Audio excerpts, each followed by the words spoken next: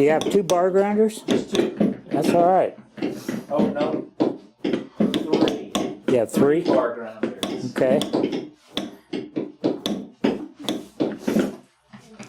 Well, if that's what they got, then that's what they're going to use. That's what I said, right? Use what you got. Is that what you're using? No, I'm using a regular background. A regular one. Like a matting style.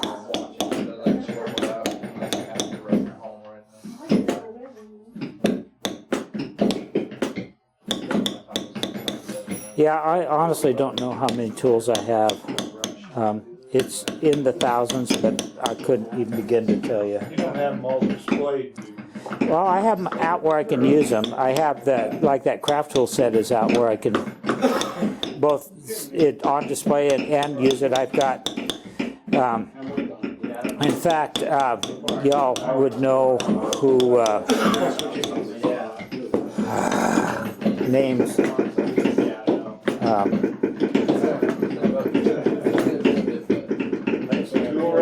No, hang on. Somebody that used to work, have a shop out at Silver Dollar City. Al Stolman Award winner. Hang on. It'll come to me. Huh? You speed up there.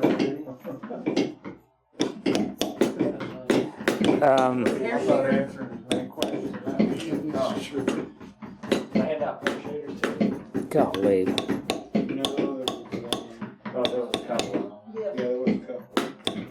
At Silver Dollar City? Yeah, Denise, that toolbox I got, who made that? I just thought of his name, and I didn't know what you were talking about. Huh? Dick Gill. Gill, yeah. Dick Gill used to have a shop out at Silver Dollar City for many, many years. He was an Al Stolman Award winner. He did some magnificent leather work. Anyway, I've got his toolbox, and that's where a lot of that stuff is displayed. That toolbox has got some of his carving in the lid of it, and it's really a neat thing. So that's where some of it's displayed, and so I had that box on display along with the tools in it. They won't all fit in there, and that, like I said, it's right at 600 tools in that set. And then I'd have another set of tools. You've heard of RBS tools? Mm-hmm. Okay. I probably have the biggest collection of those that is known to man, because I don't know how many tools they ever made, so I don't know if it's complete. I doubt it. But that set's right at 300 tools, and they're all unique tools. Ray Hackbarth that I was talking about, not the current folks that are building Hackbarth tools under that name, but Ray Hackbarth, the original guy that used to have his tools tested and sampled by Ray Poya down there. I have some of his tools. I think last time I counted, I have about 140 of his tools. If you can find those kind of can run into some money. Those are stuff that people like to collect and such. I probably have, I don't know, 35, 40 of Robert Beard's. I don't know how many Barry King tools I've got. I've got a lot of his. I do have some of the modern era of Hackbarth tools, and they're okay. They're great tools. They're just not, they don't have the history, you know. I have tools by, let's see, I got two swivel knives made by Don King. I've got, I told you I have a lot of swivel knives. About 130 last time I counted, but I don't really know. I have Robert Beard's, I have, well, I don't know, anybody you want to think of, I probably got it. Got some of the old Midas ones, craft tool ones. I've got stuff from Japan, I got some German ones. I got one that's all Damascus steel from Germany. And anyway, got lots of stuff. You know what happens when you fall in love with something at an early age and you like turn in like a geek about it? You end up accumulating a lot of stuff. When we moved out to where we live now in Venus, Texas, we have a 3-bedroom house, but it's on an acre, and so the idea was that, you know, one of these days when I retire, I'm going to build a shop in the backyard so that I have a place to go play and stuff like that. But until then, I worked out of a spare bedroom in the house and had all that stuff that I'd accumulated over all these years. We've lived out there now 13 years, I think, 14, I don't know. And so I had all this stuff in boxes and in a spare bedroom. There one spare bedroom is where I was doing all the work, all my work at the time. And then we got this building built, which, we went all out. It's a 30 by 50 building. It's 1,500 square feet. It's bigger than a lot of the houses we ever lived in. Huh? It's huge. I said, we? We what? I didn't build it, no, but we had it built. Anyway, and I thought, 1,500 square feet, shoot, that's big enough to do whatever I'm going to want to do. And you know what? It shrunk. It's full because I started unboxing all that stuff. I emptied out the stuff that was in that spare bedroom, and then all the boxes of stuff that was in my garage, and I get it all spread out there, and holy smokes, where'd all this stuff come from? Swelled up. Huh? Yeah, and then people found out that I have now a dedicated space, and a lot of collectible stuff, and so people send me things all the time. I don't know if you were in here when I was telling about this most recent acquisition. It came out of West Plains, Missouri. West Plains, Missouri. A lady, not a leather worker, was in West Plains, Missouri. She was hunting, looking for in a secondhand store or thrift shop, looking for a picture frame. Looking for a good deal on one, and she found a bunch of picture frames stacked up against the wall there, and so she was looking through them, and the whole stack fell over. And so, but in there was this one that had a hunk of leather in it, and she said, "No, that's different." And she said, "I wonder, what's that about?" So it was interesting enough. She went ahead and bought it, not because of leather, but just because it was different and interesting, and so. She got to looking at it, and it had a name carved on it that said Ken Griffin, and so she decided, I wonder who this was. I wonder if there's anything important. She went out on Facebook with a few photos and started asking folks, hey, anybody know in the world of leather know anything about this Ken Griffin guy? And eventually folks pointed her at me saying, if there's anybody that knows something about this would be somebody you ought to talk to. So we ended up talking on the phone, and the conversation I told her who he was and what he had done, and how much of our paths might have crossed and so forth. And she said, well, it sounds like this piece ought to be in your shop. So she sent it to me. We negotiated a deal. I'm building a book cover for her. She had a first edition copy of the very first Harry Potter book, and so she's a Harry Potter fan, and she wanted a leather cover for it with my work on it. So I'm doing a cover for it. So, which is really different than this. I just thought I'd tell you. So I'm doing that, and after we negotiated the deal, she said, you know what, I paid for it. I said, I don't care. I said, it's interesting enough to me. I said, I don't care. I'm not happy with what we agreed. She said, I bought it for $2.75. Well, when I got the piece, I was interested in it. She had sent me some photos. I was interested in it, and what I'm going to do while I'm finishing this story, I'm going to stamp a border around the outside of this, and the border tool I'm using is just the one I got with me. So I don't care what you use. You don't even have to do this if you don't want. Hard start? Okay. I'm not sure who made it. Rusty had it and he handed it to me. Okay. Anyway, So you can just go around the border. yeah, that's all I'm going to do. So I got this piece of leather. I'd seen pictures of it from her, and I got it, and I confirmed that it really was what I thought it was. The very first book that Ken Griffin ever did was published in 1949, and I think it was called Leather Knowledge or something like that. I really should get that down in my head a little better. But anyway, that was his very first book. It was actually a pattern pack, and it was an envelope, and the pages fold out about half the size of this table here. It's a great big pages that unfold. And but the envelope the pattern that was on the envelope was the pattern that was on this piece of leather. In fact, I'm enough of a geek. I got in there, you know, with because I had that book. And I got in there and I started looking at, see how that cuts there, and then the spacing on the mule's foot and so forth. I compared impressions from the picture to the piece of leather I have. I have that piece of leather. That's the piece of leather that's there. And it was, that book, or that pattern pack was published in 1949, so I know it's at least that old. But I did a little further digging and realized that, you know, this is even a more historic piece of leatherwork than that. And the reason it's a more historic than that, I have a lot of old stuff. And I got to digging, and I actually have the very first Tandy Leather catalog. Tandy Leather Company, if you don't know their history, they started out as a shoe findings company. They were called Hinckley Tandy Leather Company.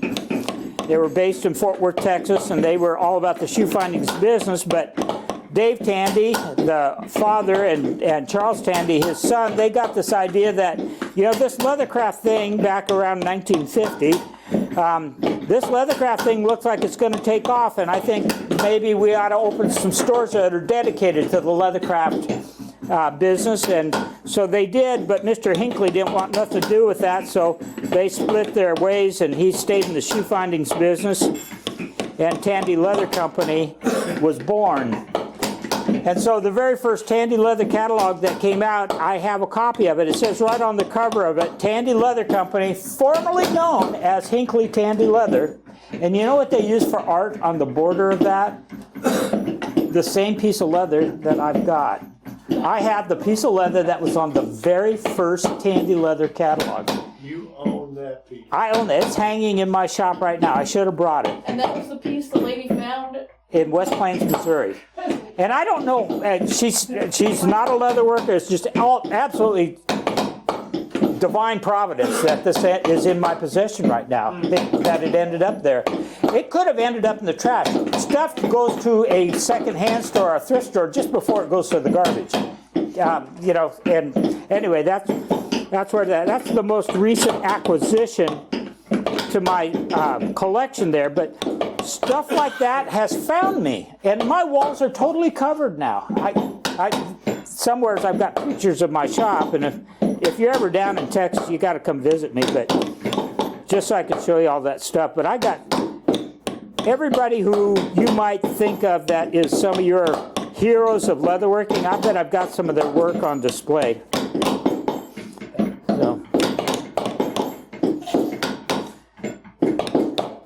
So that's why my shop shrunk. Stuff keeps coming, and I'm not complaining. I have, in fact, I haven't found a place to hang that bighorn sheep there yet, but I will. And you know what? I don't need an extra one of these. In fact, I think I'm going to make one of you take it home with you. Is that all right? Because I already have one. Somebody sent, we'll wait until I get done because I might mess up. And then you would want it.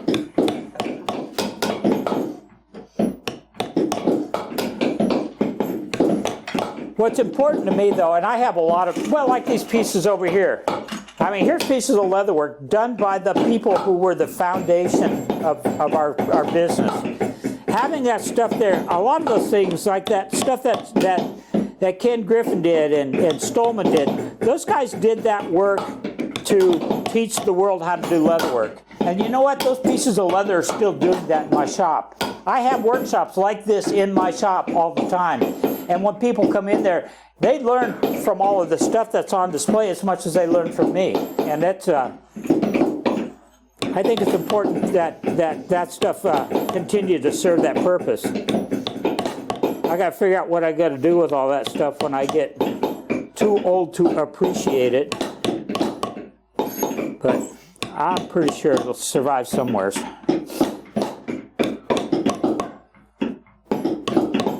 This kind of stamping here where you just stamp a border like this, I hate it.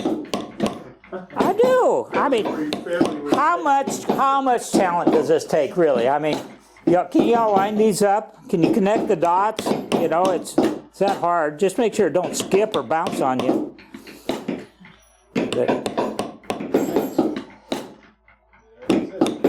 It's just tedious as all get out.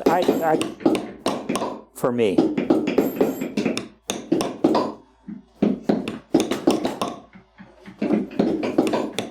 Tedious paid the bills, Jim. Yeah, sometimes.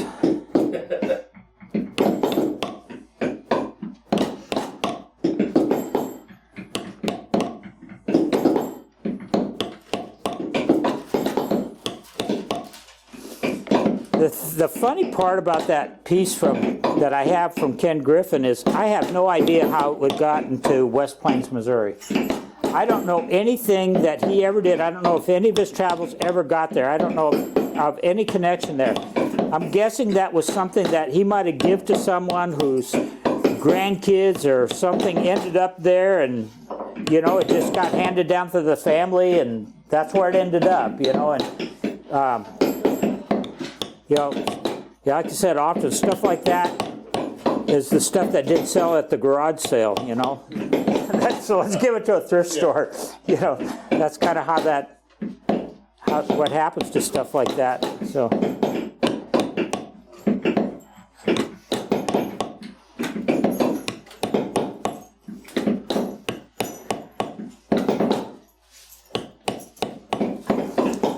Nice.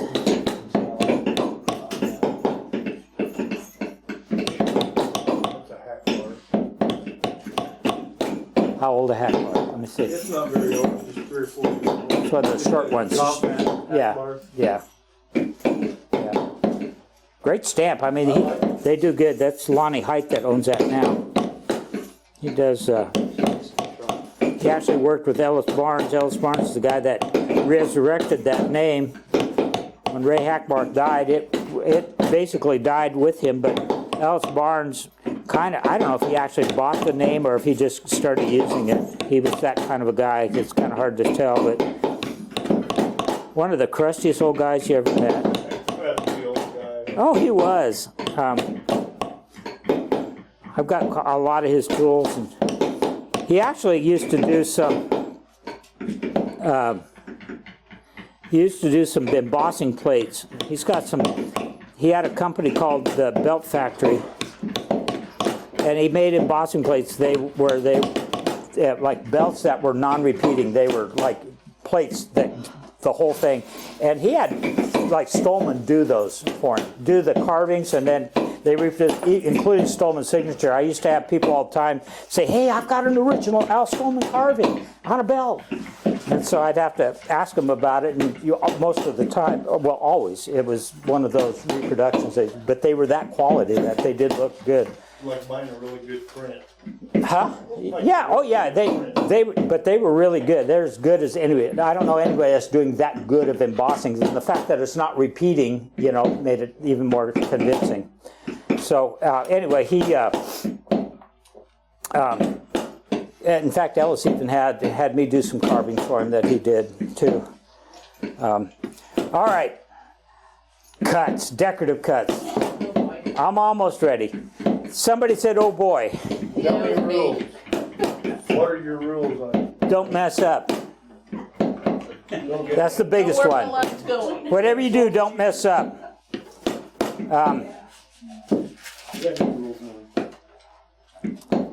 Oh, you know, yeah, all right. I'm not gonna, sometimes I put my name in a little oval, but that's so restrictive. You know, it doesn't leave me room to be flamboyant. Me flamboyant. Boy, there's a oxymoron, huh? So I'm going to, well, let's wait till we're done. I may not want to sign this. If you're giving it away, you won't want to sign it. Well, I know, but... All right, so decorative cuts. Why do we put decorative cuts on a piece of leather?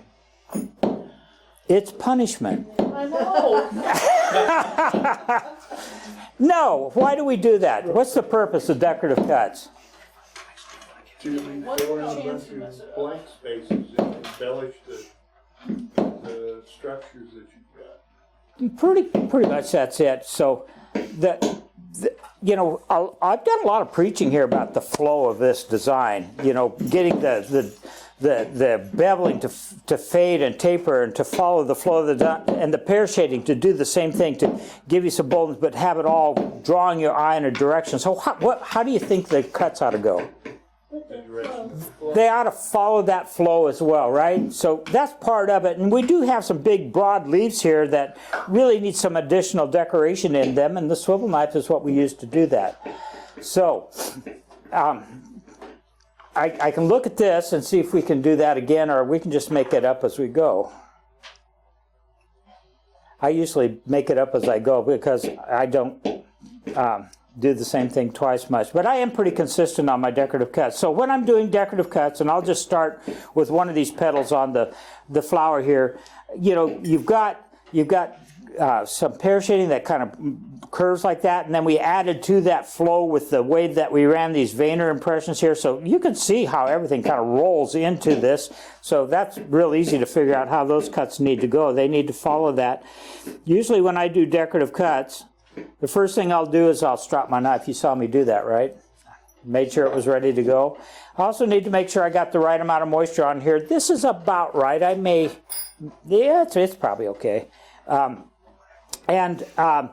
But when I do decorative cuts, believe it or not, I actually know where I'm headed with every one of these cuts. When I begin a decorative cut out here, like this, I know how long that cut is going to be.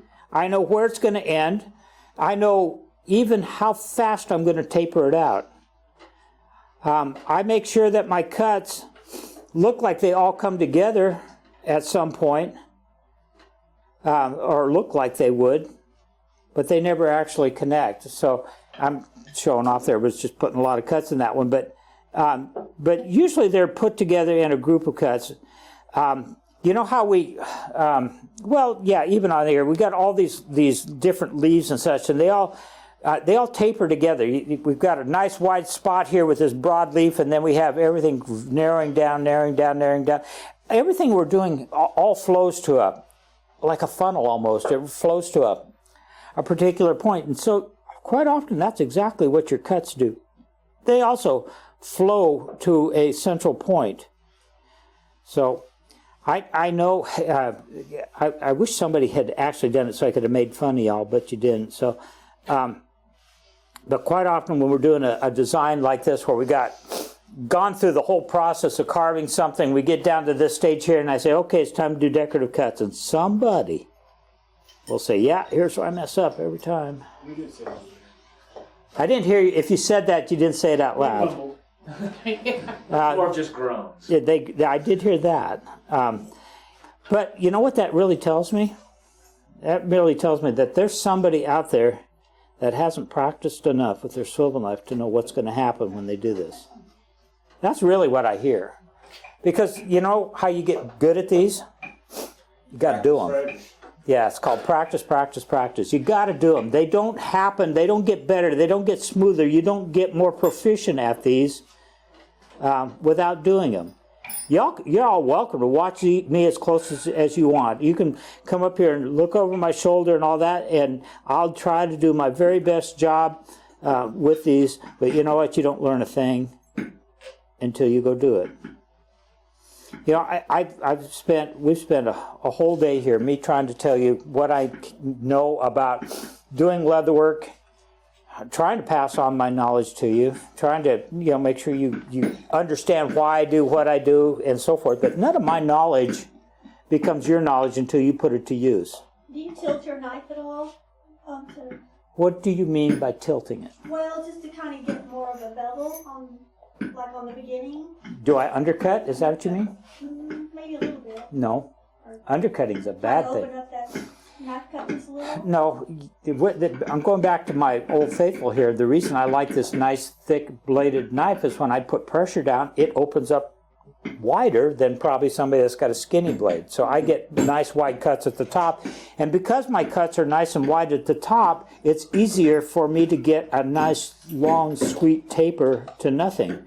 When you have a skinny blade and it doesn't open up your cuts at the beginning of that cut as wide as this one does, then your taper isn't as dramatic as what I am able to get with this one here. So that's one of the reasons I like these older style blades. And if you go back and look at the older blades before everybody thought the only way to do leather carving was Sheridan style, you would find that all of those blades were a lot heavier, a lot thicker than that, and they were a lot wider.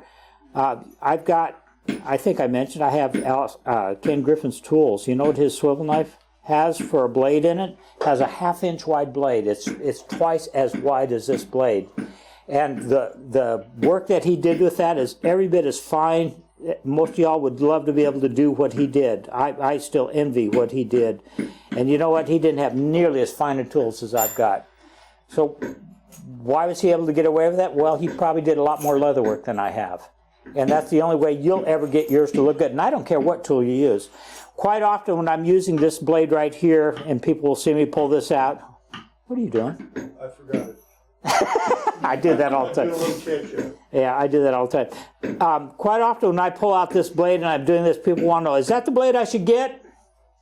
And I don't care. If you can find one, you can get one. I'll tell you about this blade. You're not going to find this blade, exactly this blade. But they'll want to know if this is the blade. Should I get a 1/4 inch wide ceramic blade? Should I use that or whatever? And my answer is no. You need to use the one you have. The one you have will do everything that this blade here does. When I do those, I think I was mocking some of those that want to sell those expensive knives and such, and the fact that I only worry about the blade. But when I do this class on swivel knife finesse, quite often there'll be somebody there that's just got them a brand new knife, and sometimes, in fact, best of all is when it's a brand new one that comes in a beginner's kit, because they're probably, well, by many people's estimation, they're pretty crude, they're pretty rough. Nobody uses those that's a professional, so that's the one I like to use, because I like to prove the point that it's not the knife. It's the hand holding the knife that does the work. It's how much practice this hand has that is going to determine the results that I'm getting. And it doesn't matter whether it's an angle blade, a straight blade, a ceramic blade, a 1/4 inch blade, a 1/2 inch blade. The size doesn't matter. What matters is how much practice the hand running it has. And a lot of folks, that's really the problem. A lot of folks, like I said, when they get down to this stage here, they've not practiced this enough. They don't know where it's going to go. But when I'm holding the knife, and I guess I'll stress that so even more right now, but when I'm holding the knife, I've got it under control. I polished it up, so it's not going to go somewhere that I don't want it to go. It's going to go smoothly the direction I steer it. I've got it held the way I need to. I've got a great, this whole side of my hand is resting on the leather, so there's no way this knife is just going to run off and do something I'm not thinking it's going to do. If it does, it isn't the knife that did that. It was like me just like not paying attention. So when it comes to decorative cuts, it's practice that's still the big issue, and still the thing that will show up in your work. I don't know. I've taught classes here on video for 3 days, so if I'm repeating stories, you all have to tell me before I get them finished. But did I tell you about Billy Wooters? Y'all know that name? No. Okay, Billy Wooters was one of the last leather workers that actually worked for S.D. Myers down there. He was your typical cantankerous old saddle maker. Very good leather worker. And in fact, I heard about him and wanted to meet him, and so I was over in Albuquerque. That's where he was when he died.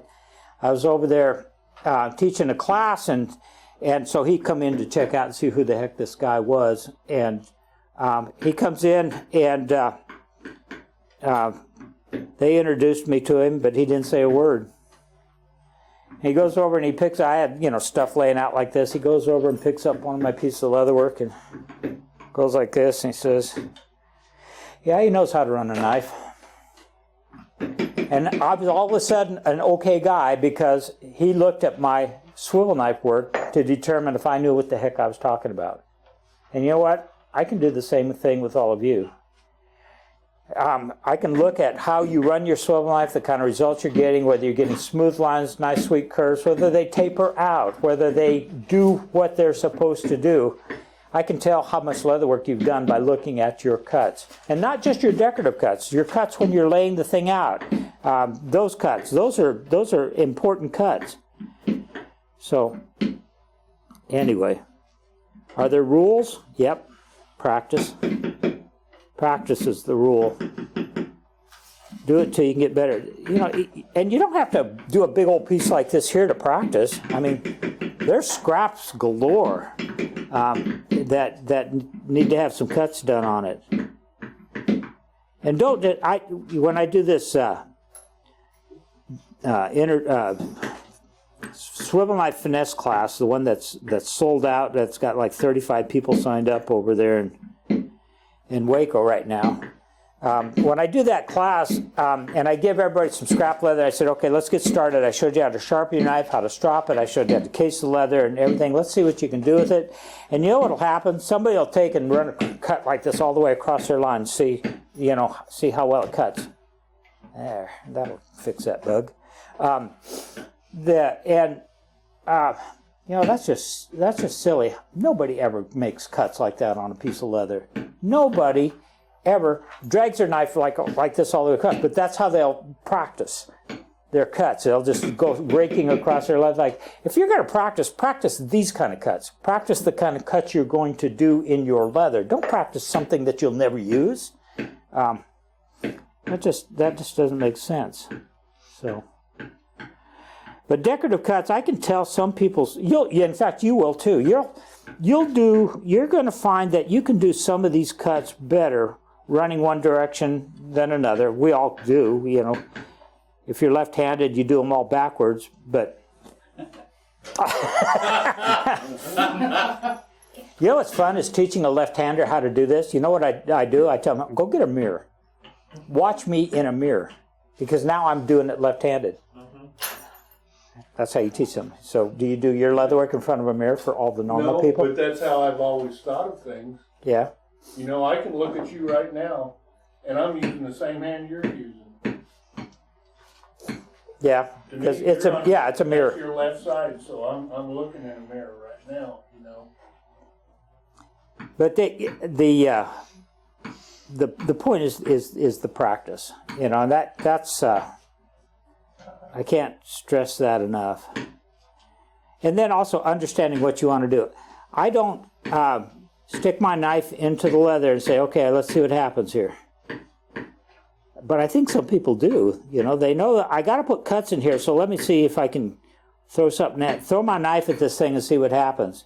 That's not how you go about it. When I do decorative cuts in a leaf or a petal or whatever, I know where I'm going to start, I know where I'm going to end, I know what kind of cut I want that to look like, and I'm going to go as slow as I can. I had a young man, everybody's a young man to me now, but I had a young fellow, he was probably in his 30s, came to my shop one time, wanted to set up a private class because he was having problems with the swivel knife. He said, my decorative cuts, they're just not coming out.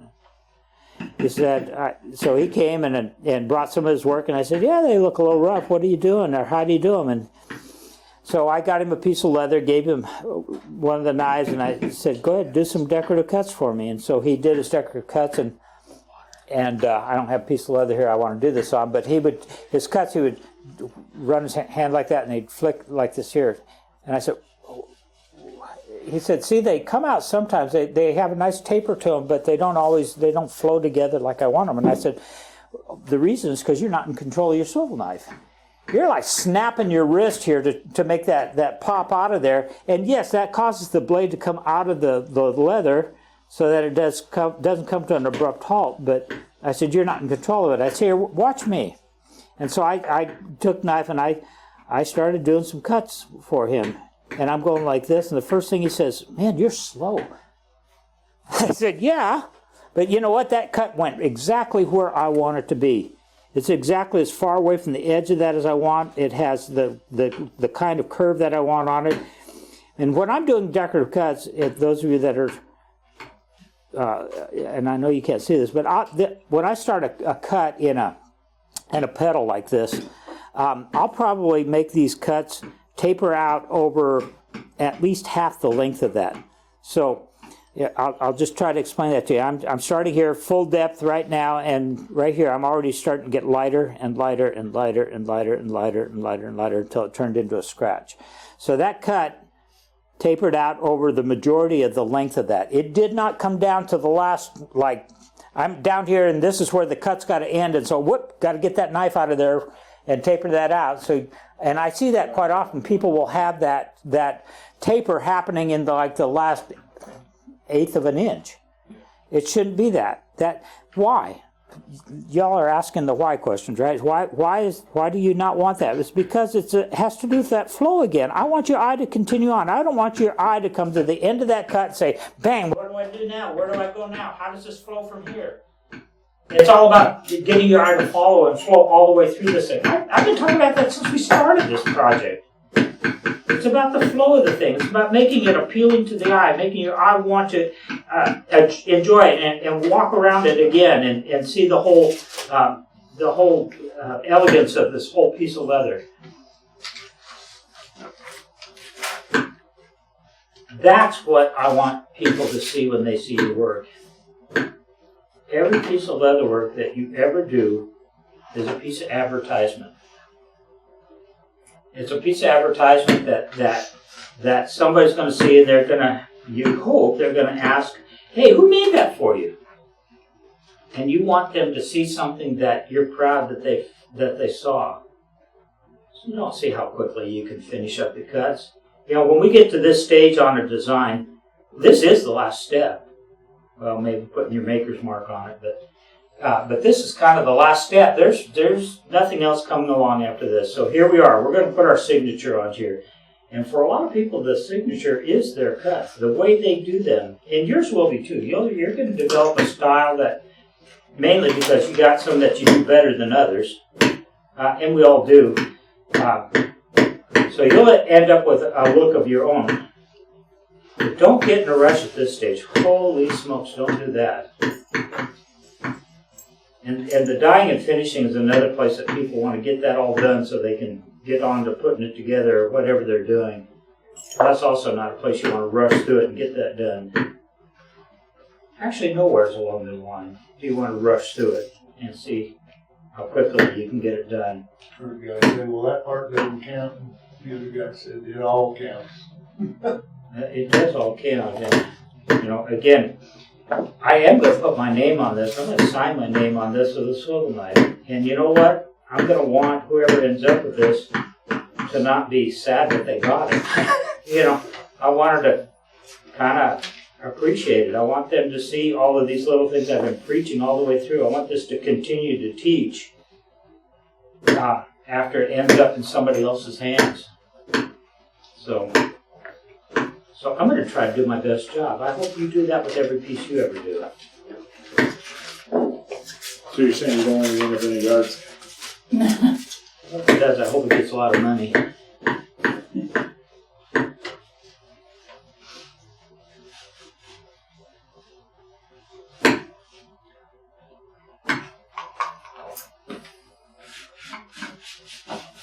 One of the fun things when you do draw your own designs, and this I know a lot of folks struggle with, they'll look at a pattern I did or somebody else did, and they'll try to copy and mimic the cuts and all of the little things that they did in their design, and that can be frustrating because you don't know how they did what they did.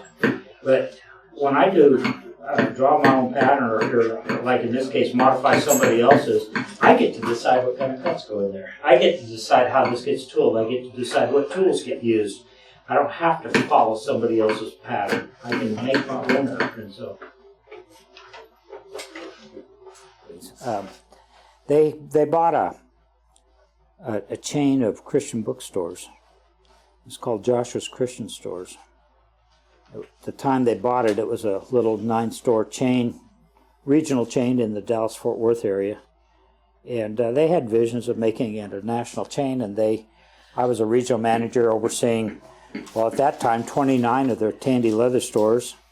And they asked me if I'd come run that for them and see if I could grow it. And so I did that. That's what got me to Fort Worth, and I took over the reins of that company, and over the next 7 years, we grew it to a 75-store national chain that went from coast to coast.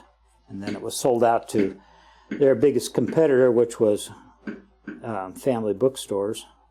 And it was one of those things. I'm really glad I was in that business when I was, because I'd sure hate to try to do that business today with the internet and Amazon and all that. But anyway, so that I was out of it for a little while there. But while I was doing that, my office was directly across the aisle from the Tandy Leather Research and Development Department. That's where my office was, and so I was always over there whenever I had a spare moment, harassing those guys, and I was even doing some samples and stuff still for them, anyway, that was part of what got me to Texas. And then after they sold that, I was away from them for a little while. From Tandy, I actually went then and started another company called Texas Wholesale Leather with some friends. And then I went to work for George Hurst, who was running Hidecrafter Leather at the time, and helped him grow that for a while. And then, along about there's the folks that were running Tandy at that time were a bunch of accountants and lawyers that didn't know nothing. I'm being really kind here. I'm watching my words here. But they made the decision that let's just close all of our retail stores, and we'll open up. We'll just do all of our business online and with a catalog, and But that was back about 1998, 99, which is a little bit before the .com boom came along. So anyway, that failed. In fact, they were right on the verge of bankruptcy, and the company, the Leather Factory, came along and bought them out. And it was a bunch of old Tandy guys that ran Leather Factory at the time, and they basically all they got was the name and the rights to all the Stolman stuff and the craft tools and all those kinds of things. And they very quickly realized that, if we're going to get our money back out of this, we got to reopen these stores. So they went looking for somebody that knew something about the leather business and knew how to open up a chain of retail stores and grow a chain of retail stores. And finding people with that combination of skills was a little hard, but they knew me. So they came knocking pretty hard on my door. And so I went back to work for them, which they were then Tandy Leather Factory, which they still are today. And over the next 7 years, I reopened for them 70 Tandy Leather stores.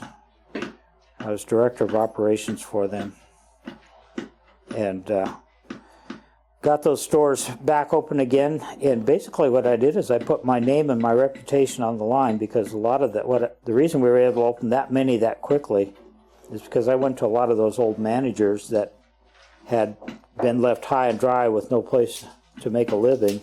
I said, hey, how would you like to go back to work for Tandy? Which was a hard sell, because they'd just been left high and dry by that company. And I told them, when they said, no, I'm not interested, I told them, but wait, this is not the company that you used to work for. You'll be working for me, and you'll be answering to me, and, it's me. And anyway, I put my name and reputation on the line to get them to come back and give it a try, and they did. And so I got 70 stores open up across the country again, and was doing all of the above, running them. I hired the people, I found the leases, got the leases built out, got the stuff in the store, did all of the above for all of those, and it was a lot of work. But I was able to do that because I didn't really have to hold the hands of these guys and gals, because, they came from the old school. They knew what the job was. So I was able to do that. But when we got to 70 stores, they decided, that's getting to be a lot of stuff for you to handle. And that's when I they hired 3 people to do what I was doing. Well, they had 3 people. They just promoted them. Had 3 people step in and do the job I was doing, and I took over all of the marketing and advertising and such for the whole company, for all their stores. And so that's what I did for the last, 7 years or so that I was there. And that was a good place for me to use my knowledge and ability, my talent. It was kind of fun, though, I was the old leather guy there, always. And I always did know more about leatherworking than probably anybody I worked with. And so when people would call up, they got a problem with this product or that product, or, something messed up, or they need some help, they'd always send them back to the old leather guy back there, and I'd get to talk to him. And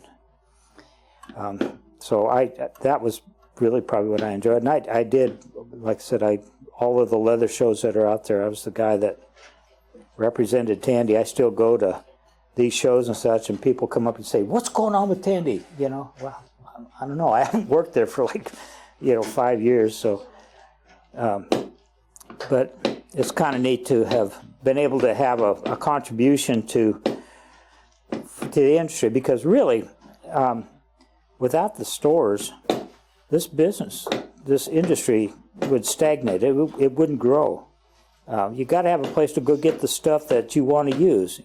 Springfield Leather's here, and if you're in this area, you know all about Springfield Leather. And yes, now you got the internet out there, getting the word around. But I was talking with Kevin out there, and I said, the thing about the internet, I think it's great, but people like to touch and feel and smell and hold the stuff that they're about to spend their money on, and that's kind of an important thing, to have that let those senses be the things that help you sell. We were talking about how easy it is, or I don't know if that's the right word, but how do you sell stuff?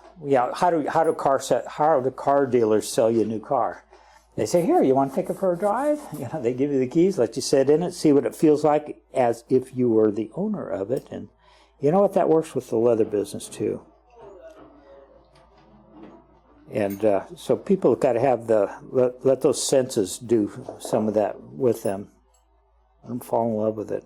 I was just telling you that it was the sense of smell and the sense of sound and such that's still with me today, that made me fall in love with this business way back when. Still works. Hopefully some of y'all are getting hooked. I hope so. I guess you wouldn't be here if you weren't already.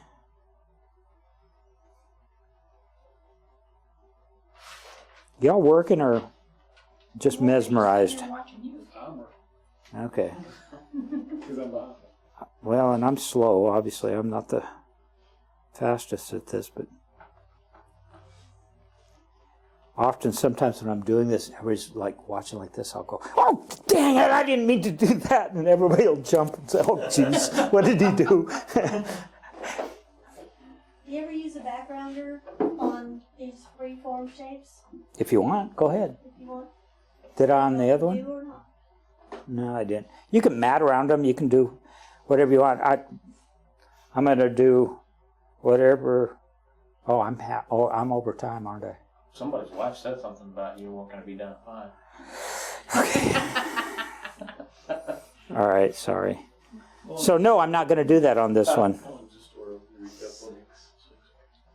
No, honest, I'm really close. In fact, while I'm doing this, I will sign this, I promise, and I'll probably do some other stuff with the Swivel knife, since that's the only thing. But did anybody bother to collect everybody's names and put them in the hat? Nobody wanted it. I asked them. So you want it? So I'm just going to take it home. I'll find some person that has no vested interest in this. Well, I was going to have Denise do it. That's fine. Is she going to do it on camera? I don't care. Have her do it on camera. That's what I said. I'm the magic one. Let's see. She's going to do it back here. All right. Hopefully I got us. So we're going to go back here. All right. And so what is this for? That $10 piece of leather over there. This $10 piece of leather. That's garage sale piece. Yeah, this garage. There's none in there. Oh, I guess you don't get none. I guess you don't have to worry it's the about only it. one that says Tony on it. Tony. It goes to Lisa. All right, all the names were in there. So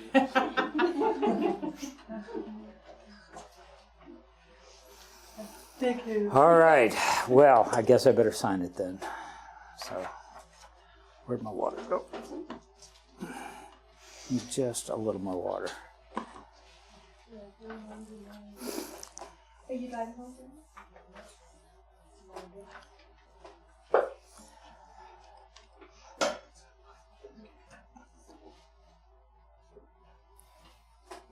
How do you put my name in? Do I want to trade you cards tomorrow?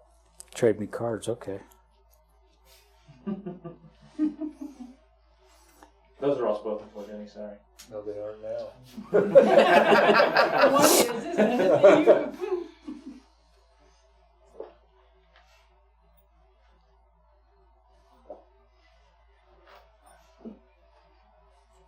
See, when I don't put a border around this, I have more room to be expressive.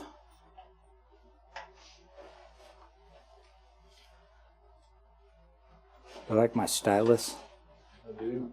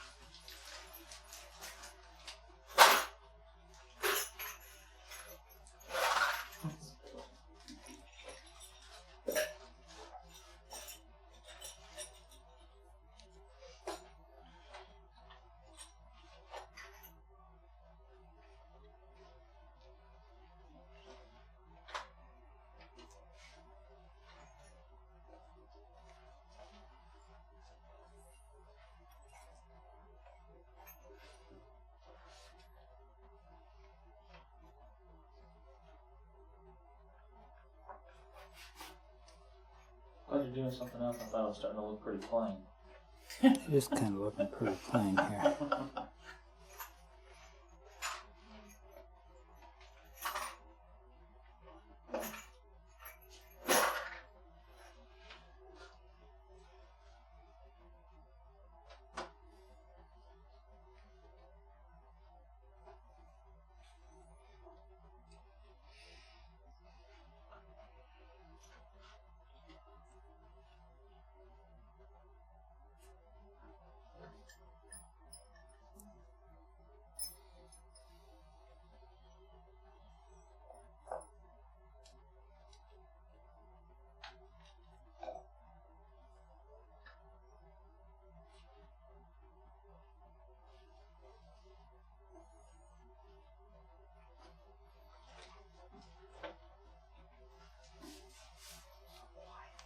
I know it. They're holding their breath in case I mess up. Bated breath.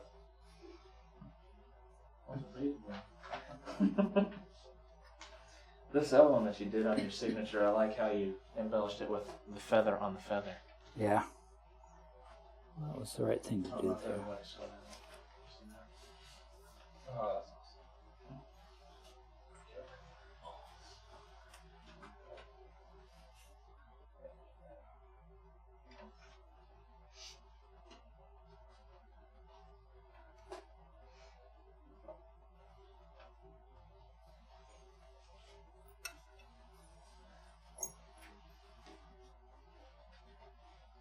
Did you say that you had a video that he did some sunflowers?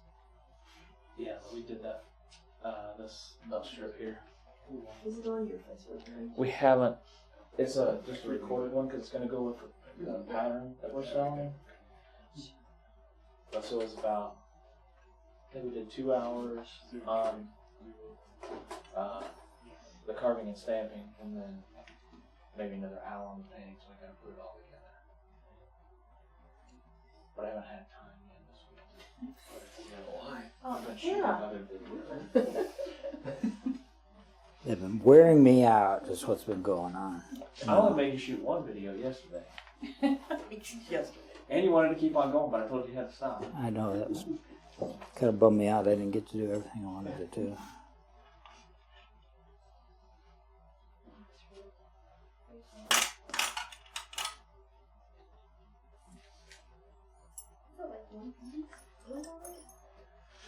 And then these are. He carved that. That was on yesterday. These are both. And he carved it and he took a scalpel and he cut that. Yeah.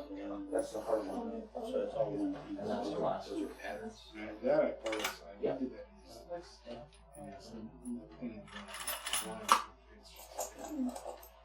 So those in those packets. Yeah, I think we have seven different ones. Is it?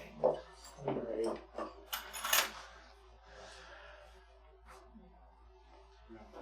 And then some of them will probably come out in carve rights. Yeah, we'll probably select some. We talked about that, and possibly producing them that way. The decision is yes, we're going to do them. Which ones we're going to do are undecided. I was telling Chad, I guess. I forget who asked the question, but Chad, I've got in my shop, my studio, I've got 3 4-drawer file cabinets full of 50 years of me doing this kind of stuff that is available to be turned into something,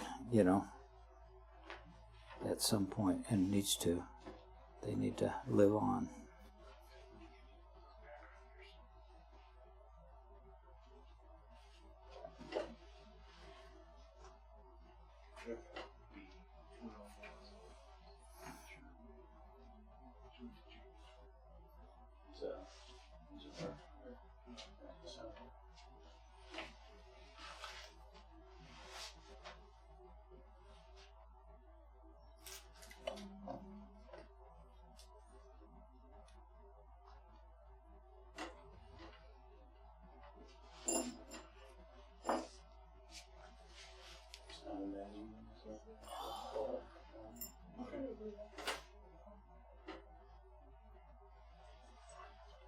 So next year embossing, huh?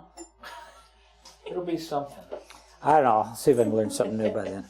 It's like an illustration. Pretty involved signature. Huh? Yeah, you just thought his name was Jim.